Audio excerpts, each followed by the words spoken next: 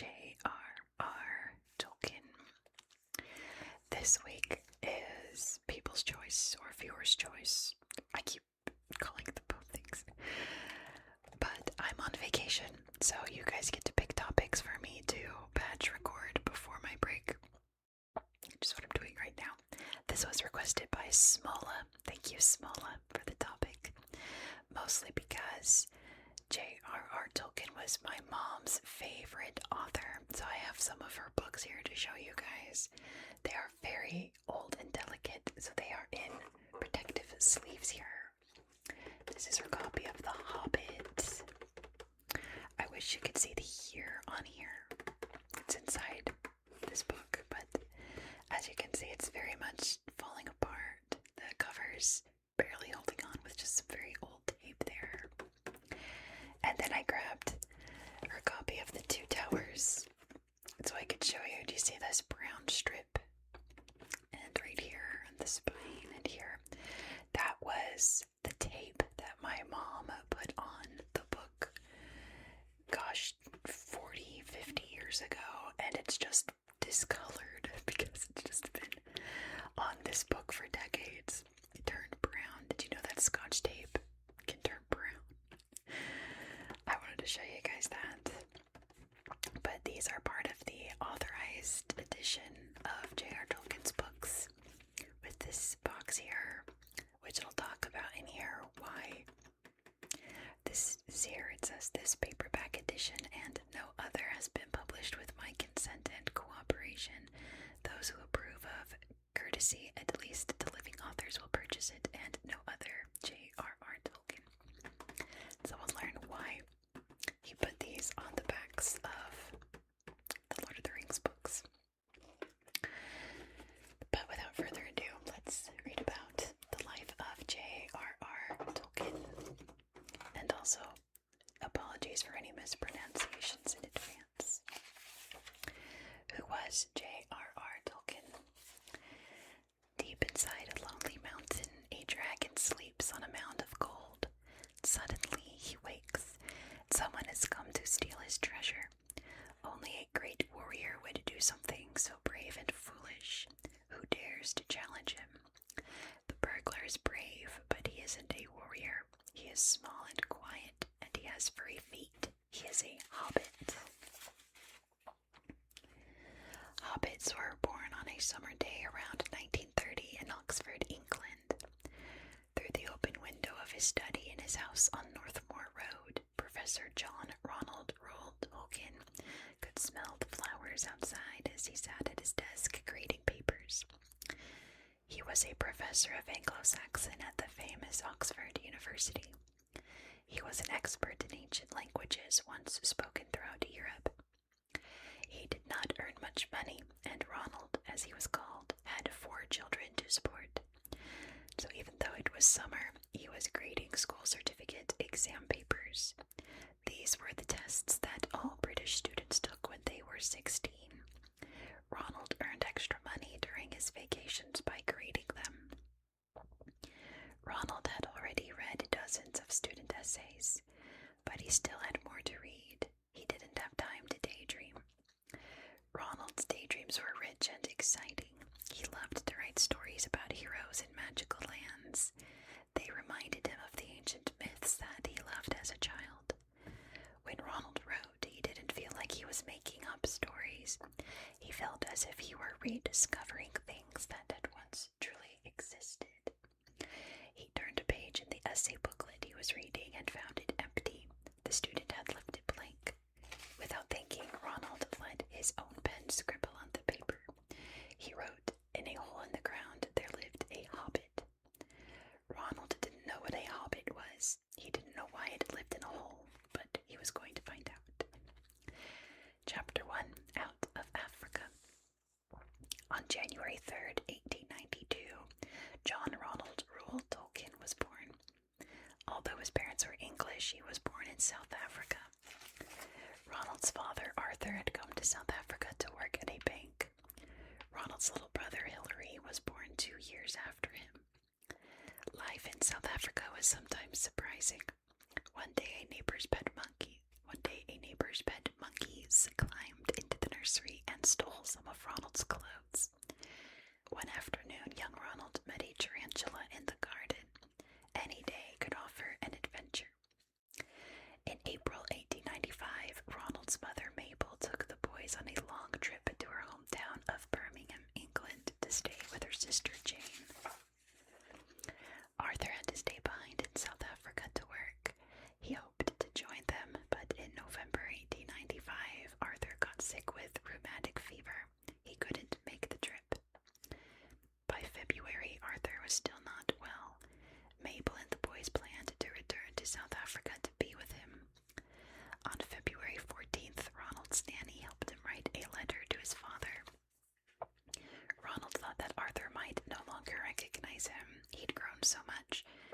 But before Ronald had a chance to mail his letter, the family got a telegram. Arthur had died and was already buried. Ronald would never see him or South Africa again. The family moved to the town of Sarehole outside Birmingham. Ronald came to love the countryside there, especially the trees. For him, they were living beings, like very old people who had seen much in their lives. Mabel taught the boys at home. She read them lots of stories. Ronald liked the stories about dragons best. He even wrote one of his own when he was 7. Ronald thought that stories of magic and knights and dragons were better than stories about people in his own time. They were more heroic and exciting. Mabel knew Latin, the ancient language once spoken in Rome. She taught it to Ronald. He was fascinated by the sounds that made up the strange words. They made him think differently about his own language. Where did words come from? Why did English sound different from other languages? When Ronald listened to stories or wrote his own, he thought about the words he was hearing as much as he thought about what was happening in the story. In the spring of 1900, Mabel shocked her father by announcing she and the boys were becoming Catholics. Mabel's father was furious. Like many English people at that time, he didn't like Catholics, but Mabel stood firm. From now on, she and the boys were Catholic. Ronald was now old enough to attend King Edward's School, where his father had gone. The school was in Birmingham, so he had to take the train each day. On his way, he saw road cars with strange words on them that were Welsh, so I'm not going to be able to pronounce these. Goodness. Ronald thought these words were even stranger than Latin. The words were Welsh, a language spoken by the Celts who lived in Great Britain long before. People in Wales still spoke Welsh as well as English. The Welsh words on the boxcars reminded him of fairy tales and make-believe places. I think that's... I'm gonna butcher this. It's Saginit. I don't... Anyway. The family moved to be closer to Ronald's school in Birmingham. They also found a new church, the Birmingham Oratory. One of the priests, Father Francis Xavier Morgan, became a good friend to the family. The boys needed a good friend. Mabel had developed diabetes and was very sick. On November 14th, 1904, Mabel died. Ronald was only 12 years old, and now both his mother and his father were gone. Chapter 2, Love and Language. In her will, Mabel named Father Francis the guardian of 10-year-old Hilary and 12-year-old Ronald. The boys went to live with their Aunt Beatrice. Beatrice didn't mind that the boys were Catholic. Unfortunately, she didn't care much about the boys either. Ronald was heartbroken to find she'd burned letters his mother had written without asking him. At school, Ronald became friends with Christopher Wiseman. Ronald and Christopher were the two top students and shared a love of Latin and Greek. A teacher introduced Ronald to Anglo-Saxon, or Old English. That language became the English we speak today. Soon Ronald was reading one of the earliest recorded poems of Old English, Beowulf. Ronald didn't just speak old languages, he studied the very structure of languages. During a school vacation, he experimented with creating a new language called Nevbosh. Nevbosh was based on English combined with the Latin and French that Ronald was school. In early 1908, Father Francis moved both Tolkien boys into a boarding house. Ronald was 16 at the time. One of the other boarders was a pretty 19-year-old orphan girl named Edith Pratt. Edith and Ronald often talked late into the night while leaning their heads out their windows. By the following year, the two had fallen in love. Father Francis was worried about Ronald having a girlfriend, especially one who was 19. He moved the boys to a new boarding house. Ronald was upset. He kept thinking about Edith instead of studying for his scholarship exam. He was hoping to go to Oxford University that year, but Ronald failed the exam. Father Francis wanted to make sure that Ronald went to a university, so Ronald was forbidden to even write to Edith until he was 21. That was 3 years away. Ronald was heartbroken, but he didn't want to disobey Father Francis. Then one day he spotted Edith sloshing around in a mac, just a raincoat, and tweed hat down the street. Ronald couldn't resist stopping to talk to her. They were caught. Soon Edith moved away to live with friends in another town. Ronald wasn't even allowed to say goodbye. Without Edith, Ronald began to spend more time with his friends at school. He, Christopher Wiseman, Robert Quilter Gilson, and Jeffrey Box Smith formed a group.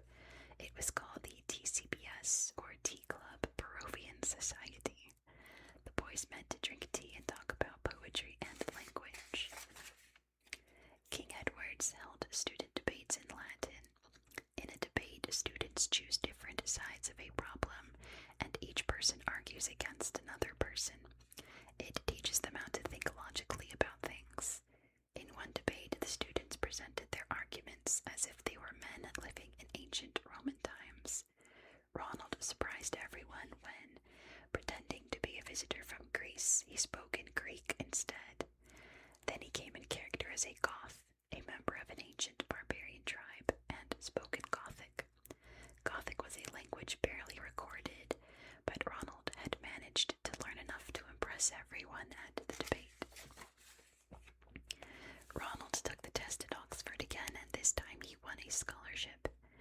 Oxford is a world-famous university made up of many different colleges.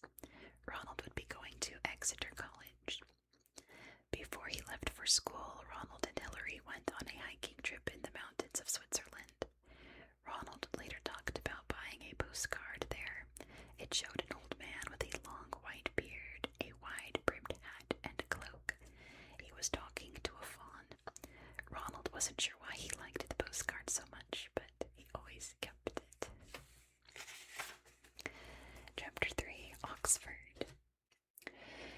At Exeter College, Ronald took classes on philology, the study of language and words. Most students at the university were from wealthy upper-class families. Everyone had a scout or a servant who waited on them. Ronald was not used to this kind of life. He was an orphan who had lived in a boarding house. Ronald was still working hard to create his own language. As he worked on it, he wondered who might speak his made-up language. Latin had been spoken by the ancient Romans, who wore togas and rode chariots. Old English had been spoken by Anglo-Saxons, who drank mead made from fermented honey and fought with swords. Who would have spoken Ronald's language? Ronald imagined that his language was spoken by fairy folk in an imaginary world. Ronald's TCBS friends went to Oxford or to England's other famous university, Cambridge. Most of the students at both these schools were men. Ronald never had any contact with female students at Oxford. In January 1913, Ronald turned 21. At the stroke of midnight, he sat up in bed, grabbed a piece of paper, and started a letter. "Dear Edith," he wrote, "how long will it be before we can be joined together before God and the world?" Edith wrote back that she was planning to marry someone else. Edith explained that she didn't believe Ronald could still be interested in her after all this time. But Ronald had dreamed of Edith for too long to let her go that easily. He boarded a train and rushed to see her. Edith met him on the train platform. By the end of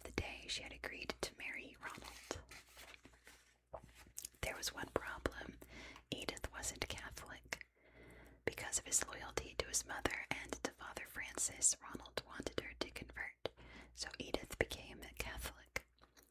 During the summer of 1914, Ronald traveled to Cornwall in the southwest of England.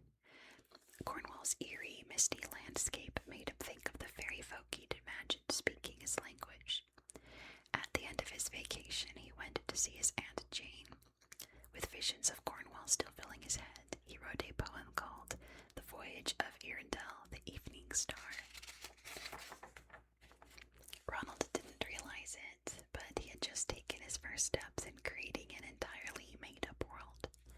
Ronald would go on to write more stories about the imaginary place where Earendel lived, as if it were a real world with its own real history.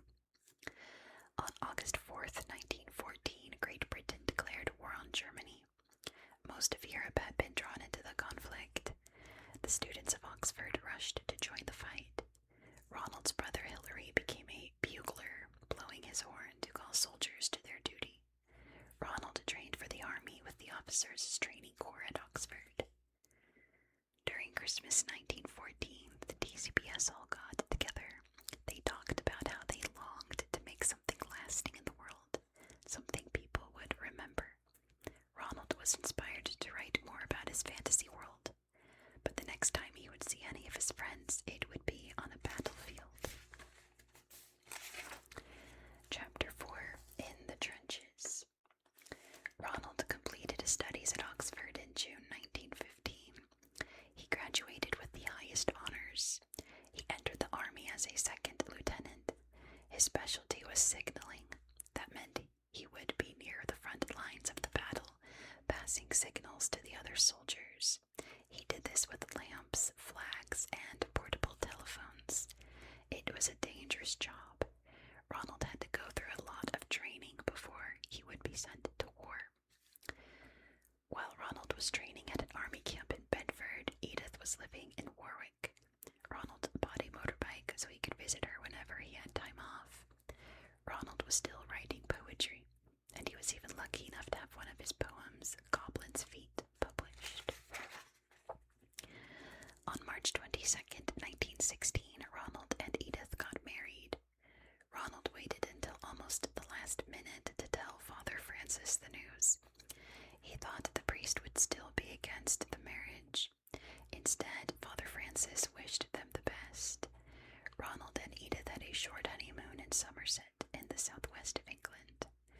When they returned, Edith moved to a village that was close to Ronald's army base, but almost immediately, on June 4th, 1916, Ronald got orders that he was being sent to war. On June 6th, 1916, Ronald arrived in Calais, France. 3 weeks later, he joined the Battle of the Somme. Ronald's battalion was settled in a French village where they waited for their turn to join the battle. On July 1st, Ronald's friends Rob Gilson and Jeffrey Smith were part of the attack. On July 14th, Ronald himself joined the fight. World War I was fought with trench warfare. That meant both sides dug deep trenches that stretched for miles. The ground in between the two sets of trenches was called no man's land. It didn't belong to either side.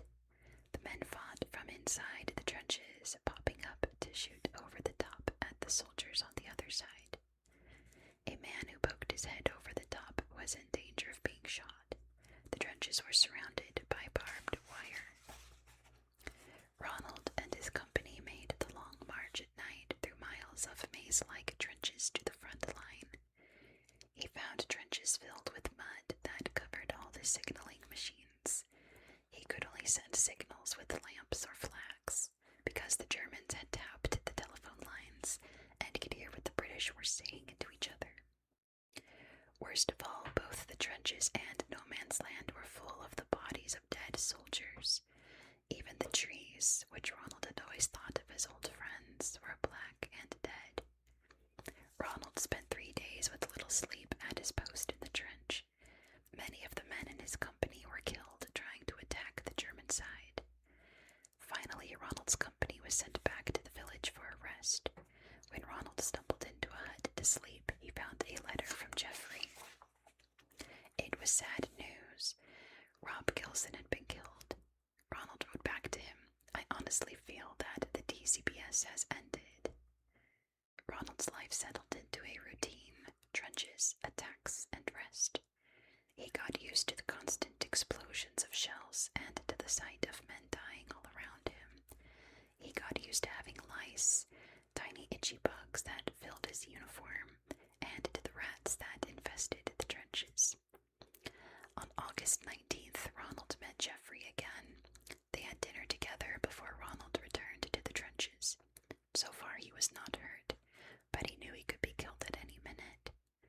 In October, Ronald came down with trench fever. It was an illness carried by the lice that were everywhere in the trenches. On November 8th, he was sent back to England, where he was reunited with Edith. They spent Christmas together in 1916. During the holiday, Ronald got a letter from Christopher Wiseman. He told Ronald that their friend Jeffrey had been killed by an exploding shell. Ronald reread a letter that Jeffrey had written him right before he died. In it he said, "May God bless you, my dear John Ronald, and may you say the things I have tried to say long after I am not there to say them, if such should be my lot." Chapter 5, The Storyteller. Ronald was never well enough to return to the front lines of the war. He felt strongly that he had a duty to keep his promise to his friends who had not survived. He wanted to create something lasting. He started writing stories about his fantasy world. His first story was called The Fall of Gondolin. It was about a city where magical elves lived, and its destruction at the hands of the evil Morgoth and his armies. Ronald's elves were not cute little men. They were tall, beautiful, and wise. The Fall of Gondolin was full of romance, betrayal, and clashing armies, just like Beowulf, the epic poem that he loved so much. Ronald and Edith returned to Oxford, where he had found a job working on the Oxford English Dictionary. It was the perfect job for Ronald, who had always loved words so much. Ronald also worked as a tutor, helping many of the new women students who were now going to Oxford. On November 16th, 1917, he and Edith had a son, John. The family took long walks together in the woods. On one walk, Edith started dancing under the trees. It inspired Ronald to write a story about a man, Baron, who falls in love with an elven princess named Luthien. Since Luthien was an elf, she would live forever. She was immortal. Baron was mortal. He was a simple human who would die one day. It was called A Tale of Tenuviel. In the summer of 1920, Ronald was offered a teaching position at Leeds University in England. That October, the Tolkien's second son, Michael, was born. Edith liked life at Leeds. She made friends with the wives of the other professors. Ronald and another teacher, Evie Gordon, translated the ancient poem Sir Gawain and the Green Knight together. Ronald and Gordon started a club at Leeds. Its members were professors and students who loved to read old Icelandic sagas, stories from Northern Europe in the 11th to 13th centuries. They called themselves the Viking Club. They made up songs in Anglo-Saxon. Ronald became one of the most popular professors at Leeds. In 1924, Ronald and Edith had another son, Christopher, who was named after Christopher Wiseman. The next year, Ronald got word that a teaching position had opened up at his old university, Oxford. It was a professorship in Anglo-Saxon. Ronald was thrilled to get the job. During his last summer at Leeds, Ronald took his family to the seaside on the northern coast of England. One day, Michael lost a toy dog. To make him feel better, Ronald wrote him a story about a toy dog named Rover. The little story grew and grew to include a wizard, a dragon, a sand sorcerer, and a trip to the moon. He gave the story the heroic name of the Roverandom. Chapter 6, The Inklings. In early 1926, Ronald was working at his new post as a professor at Oxford. There, Ronald met another young professor. His name was Clive Staples, or C.S. Lewis, but everyone called him Jack. Jack loved ancient myths as much as Ronald did. Growing up, he and his brother Warnie, who also lived in Oxford, had created their own imaginary world. Jack wanted to hear more about Ronald's imaginary world. What did he call it? Ronald named his world Middle-earth. Edith was not as happy at Oxford as Ronald. She spent her time at home with her 3 sons and a daughter, Priscilla, born in 1929. Edith didn't get along with the wives of the Oxford professors. She felt like they were all more educated than she was. It made her sad when Ronald spent his spare time with friends rather than his family. Ronald and Jack had started meeting with some other friends twice a week. They called themselves the Inklings. When they got together, they shared the stories and poems they were writing. Around 1930, Ronald started writing a new story. It was set in Middle-earth, but instead of being a story about romantic elven warriors and princesses, it was about a hobbit. He was named Bilbo Baggins. Like all hobbits, he was small and never traveled far from home. He lived in a hobbit hole under a hill called Bag End, named after the farm where Ronald's Aunt Jane now lived. One day Bilbo was visited by a wizard named Gandalf. Gandalf had a long white beard, a tall pointed hat, and a long cloak, just like the man on the postcard Ronald had found in Switzerland. Ronald's children loved hearing about Bilbo's adventures. So did some of his Oxford students. So did the Inklings, especially Jack. Ronald and Jack had a lot in common, but there was one thing about Jack that Ronald couldn't understand. He wasn't a Christian. He believed in God, but not the stories of the Bible. Ronald couldn't understand how his friend could doubt anything in the Bible. One night after a meeting, Ronald and Jack took a walk with another Inkling, Hugo Dyson. Ronald and Hugo told Jack that to them the story of Christianity was just as amazing as the Icelandic sagas they loved. But it was a true story. For the first time, Jack understood what Christianity meant to Ronald. Soon after their talk, he converted to the Church of England.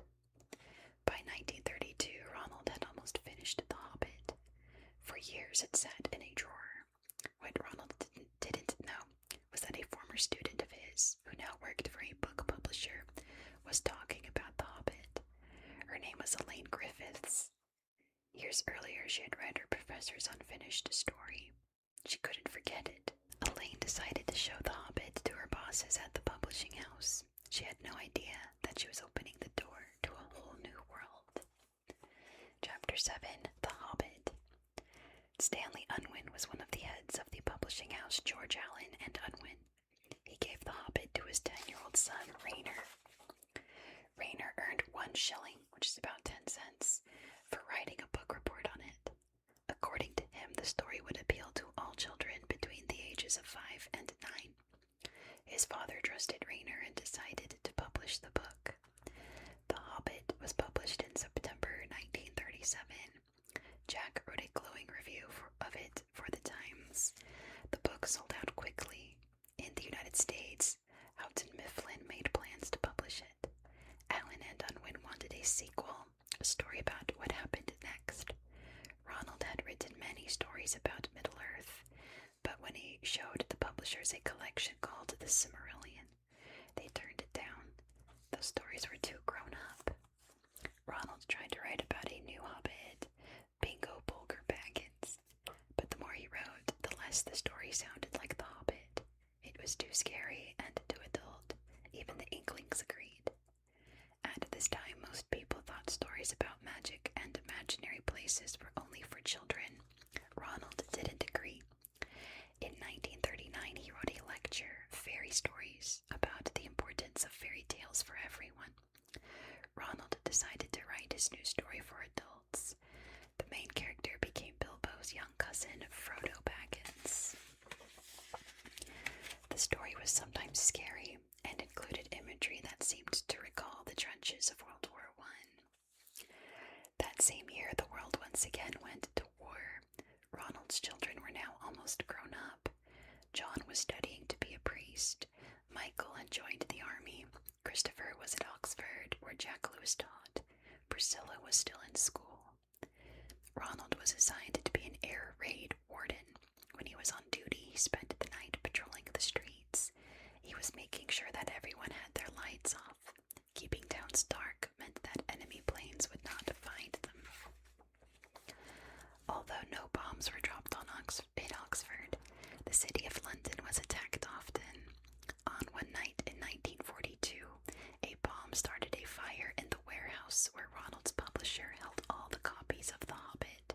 The books were destroyed, and it remained out of print until after the war. The publisher had no new books to sell. But by then, The Hobbit had already sold so many copies that soon Ronald no longer had to grade papers in the summer to earn extra money. In 1943, Christopher joined the Royal Air Force and went to train in South Africa. Ronald was still working on a sequel to The Hobbit. He sent his son new chapters as he wrote them. Of all Ronald's children, Christopher was the one who best understood the made-up world his father had created. When the war ended in 1945, Michael got married and had a son, also named Michael. Christopher returned to college and became a member of the Inklings. By now, Jack Lewis had become a famous writer. His many books included a trilogy set in outer space. He was also becoming well known for lecturing about Christianity and speaking on the radio. In 1949, 4 years after the end of World War II, Ronald finished his second book. He called it The Lord of the Rings. It had taken him 12 years to write. The question was, would anyone read it? Chapter 8, The Lord of the Rings. Rayner Unwin, the boy who had earned a shilling reading The Hobbit, was now a student at Oxford. Ronald gave him a copy of his new book to read. Rayner found it weird, but brilliant and gripping. He thought his father should publish it. Ronald wanted to publish The Lord of the Rings along with other stories of Middle-earth, but that didn't happen. Years went by. Finally, Ronald agreed to let Allen and Unwin publish just The Lord of the Rings. The story was so long they decided to split it into 3 books. The books were called The Fellowship of the Ring, The Two Towers, and The Return of the King. The 3 books together were known as The Lord of the Rings. Right away, Ronald could see that the books weren't going to look like he had imagined. He wanted the inscription on the magic ring printed in red ink, but it was too expensive. Ronald argued with printers who tried to change the spellings of his words. It was dwarvish, not dwarfish, and elven, not elfin. Ronald insisted on including detailed maps of his world in the books. Christopher Tolkien, who was now married and also an amateur map maker, drew the maps for his father. The first book, The Fellowship of the Ring, was published in England in July 1954. By then, Jack Lewis had taken a job teaching at Cambridge, but he wrote a great review of the book in Time and Tide magazine. The Fellowship of the Ring was published in October in the United States. In November, the second book, The Two Towers, was published in England and the United States shortly after. Some reviewers thought that it was silly to write a book for adults with elves and dwarves and magic, but the books sold well. The publisher printed 3,500 copies and they quickly sold out. Sales in the United States were just as strong. The Two Towers ended with the heroes in a dangerous situation. People couldn't wait for the third and final volume. But the last book wasn't finished yet. Ronald hoped to include a lot of background information about Middle-earth. It would take time to gather it together. Ronald was now receiving fan mail for his work, and he often answered letters instead of working. For readers dying to know what happened next, the wait was terrible. Tell that to J.R.R. Martin fans. It wasn't until October 20th, 1955 that the final volume of The Lord of the Rings was published. It was called The Return of the King. As fans were rushing to read it, Ronald was giving a lecture on ancient languages. He had no idea how much the books were about to change his life. The quiet professor was about to become a worldwide star. Let's read about The Lord of the Rings real quick, what the books are about, if you don't know.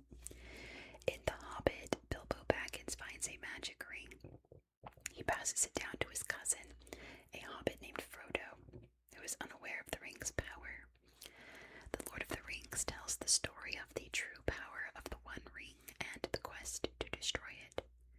The wizard Gandalf visits Frodo and explains that the creator of this ring, the evil Sauron, will stop at nothing to reclaim it. Sauron wants to use the ring's evil power to gain control over all the peoples of Middle-earth.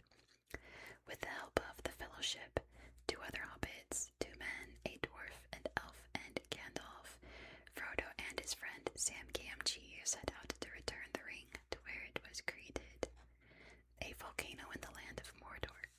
It is only inside the volcano that the ring can be destroyed. While Frodo and Sam journey to Mordor, the rest of the Fellowship battles Sauron's armies. The Lord of the Rings is a story about friendship and bravery. Tolkien's character shares love of nature. The heroes have a very powerful weapon, the magic ring, but they are not interested in its power. They only want to destroy the ring so that it cannot be used by anyone for evil purposes, and to return to the Shire, their homeland in the countryside. Chapter 9, Book Pirates. In 1958, Ronald was 64 years old. The 3 Lord of the Rings books earned so much money he could have retired from teaching, but he planned to keep working. In fact, Ronald never spent much of his new wealth on himself. He donated money to his church and bought things for his children and their families. Ronald and Edith still lived in the same little home in Oxford. There was no dishwasher or washing machine and no television. They didn't own a car. Occasionally, Ronald splurged on a fancy lunch in a restaurant, or a new corduroy jacket, or a dress for Edith. Alan and Unwin made plans to have the books translated and published in other countries. Of course, Ronald took great interest in all the translations, sometimes arguing with the word choices in the new books. In 1923, Ronald got a sad shock when his old friend Jack Lewis died. He was only 64. Ronald told his daughter Priscilla that as an older man, he'd already started to feel like a tree that was losing all its leaves one by one. But Jack's death, he said, felt like an axe blow near the roots. In America, Ace Books planned a paperback version of The Lord of the Rings. Ronald had not signed a contract with Ace. The books would be unauthorized. That meant Ronald would not get any of the money they made. These books were considered pirate editions. Ronald's American publisher, Houghton Mifflin, hoped to publish their own paperback editions first, but they wanted Ronald to make some changes. That way people would be getting the very latest and best version. Ronald promised to make the changes. However, he was hard at work writing more stories, and he had more fan mail to answer than ever. People wrote asking him for Middle-earth names for their pets, and Ronald was glad to oblige. When they asked for an explanation of something in the book, he gave them a detailed history. One man wrote just because he'd heard that he shared his name, Sam Gamgee, with one of the lead characters. Ronald sent him signed copies of all 3 books and explained that Gamgee was what the people of Sarehole called cotton wool. While Ronald was busy answering fan mail, Ace began selling their paperback editions. They were a big hit, especially among college students. The paperbacks were inexpensive but well-made and easy to carry around. Late in 1965, Houghton Mifflin finally published The Lord of the Rings in paperback. The books had a printed message from Ronald asking readers to buy that version and no other. There it is that you saw on my mom's copies there. Ronald also started to include a little note in all his letters to American fans. He explained that he made no money off the Ace editions, so could they please ask their friends to buy the other ones.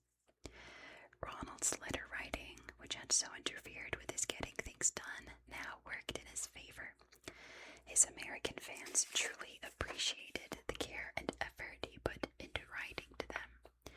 He'd become like a friend to his readers. His fans now sprang to his defense, protesting the Ace books. They were so insistent, a Chase not only stopped publishing their editions, but also paid Ronald for all the books they'd sold. The pirates had been defeated. Chapter 10, Frodo Lives. U.S. college students in the 1960s knew that Tolkien's books were about more than just wizards and dragons. The counterculture was a youth movement that started in the United States and spread throughout the world. In the 1960s, there was a large population of teenagers who had been born in the years just after World War II. They had very different ideas from their parents about things like the Vietnam War, racial equality, and women's rights. They experimented with drugs and had their own styles of dress and music. They read The Lord of the Rings and discovered a society where people were free and peaceful and loved nature. Young environmentalists were inspired by the stories. They hated Sauron for trying to destroy nature. The books were loved both by war protesters and by many of the soldiers fighting in Vietnam. The mysterious phrase, Frodo lives, started to appear written on walls and then on buttons and bumper stickers. It meant that Ronald's characters and his world were alive in the imaginations of readers. Ronald didn't quite understand his new fans. He was old enough to be the grandfather of many of these young people with their long hair and strange clothes, but he was glad they loved his stories. In 1966, Edith and Ronald celebrated their 50th wedding anniversary. Over the years, Edith had developed arthritis. It was hard for her to walk up the stairs of the house. When Ronald retired from teaching, he and Edith moved to Bournemouth, a resort town near the sea. Bournemouth was not the type of place that Ronald liked. However, he felt that Edith had spent her whole life at Oxford for him. Now it was his turn to live where she wanted to be. Edith made a lot of friends in Bournemouth. Ronald continued to work on new stories about Middle-earth. In November 1971, Edith was rushed to the hospital with an inflamed gallbladder. She died 2 days later on November 29th. She was 82. Ronald had loved her since he was 16 years old. There was no reason for him to stay in Bournemouth without Edith, so he returned to Oxford. He spent a lot of time with Christopher, who now taught at Oxford just as his father had. Ronald often visited his daughter Priscilla and his old friend Christopher Wiseman. He spent a few weeks with John, who was now a priest, and the two visited Hilary together. He also spent time with Michael. On Sundays, he visited Edith's grave in the Catholic section of Wolvercott Cemetery in Oxford. Many American universities asked Ronald to visit, but he felt too old to journey to the United States. He did accept an invitation to Buckingham Palace. Queen Elizabeth herself awarded him a CBE, Commander of the Order of the British Empire, on March 28, 1972. That same year, Oxford presented him with an honorary doctorate of letters. This honor perhaps meant the most to him because it was the only one he received that wasn't for the Lord of the Rings. It was for his work in the study of historical languages. Through it all, Ronald was still writing, usually with Christopher's help. In August 1973, Ronald traveled back to Bournemouth to visit with some friends. While there, he was diagnosed with an ulcer and then a chest infection. Michael and Christopher were both out of the country, but John and Priscilla came to be with him. He died on September 2nd, 1973. He was 81. Ronald was buried beside Edith in Oxford. The single gravestone reads, Edith Mary Tolkien, Luthien, John Ronald Reuel Tolkien, Baron. Ronald had chosen the names of the mortal man and the immortal elven princess, who fell in love to mark his and Edith's final resting place. After his father's death, Christopher continued Ronald's work. In 1977, The Silmarillion was finally published. It describes more of the history of Tolkien's world, including Middle-earth, where The Hobbit and The Lord of the Rings takes place. In 2014, Christopher published a translation of Beowulf that his father had worked on for years without many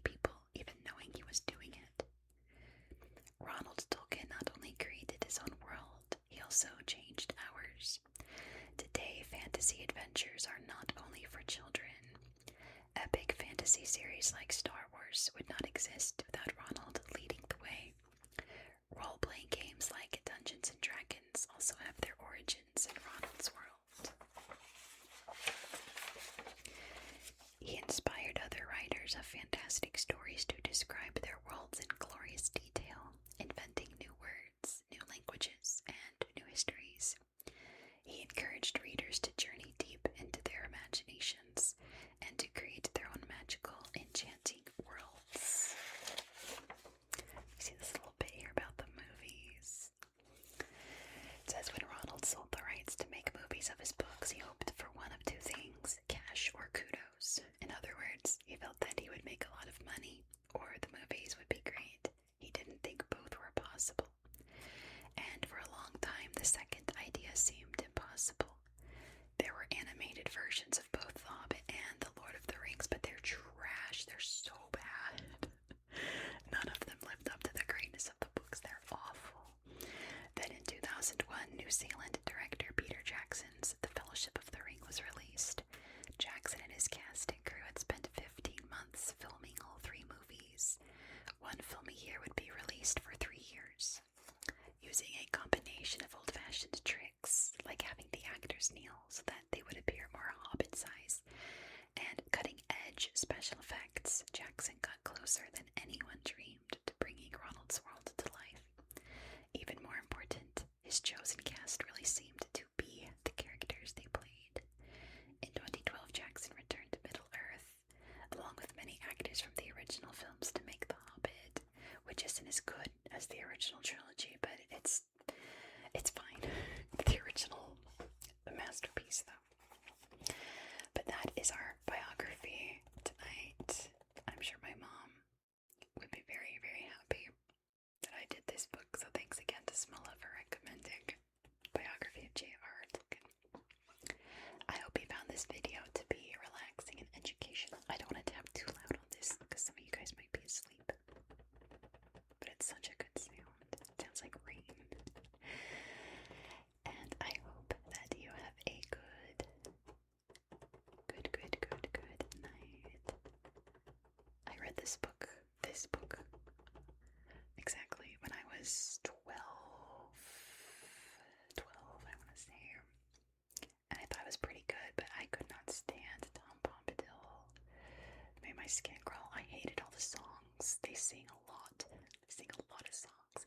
I wound up skipping all the songs. But I was obsessed with Gandalf. Gandalf was my number one. I read this book for Gandalf. I loved him. So I went on to Fellowship of the Ring, which, you know, Gandalf falls and is gone. And I was at my grandma's house on her couch just sobbing. And my mom wanted to be like, it's okay, but she couldn't. She didn't want to spoil it, right?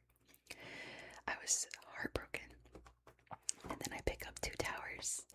And like chapter 2, Gandalf is back and he's fine and he's reborn and amazing. And I was so upset that I just like quit. I didn't finish. I was so mad that I'd been like lied to. So I never finished this book and I never read Return of the King.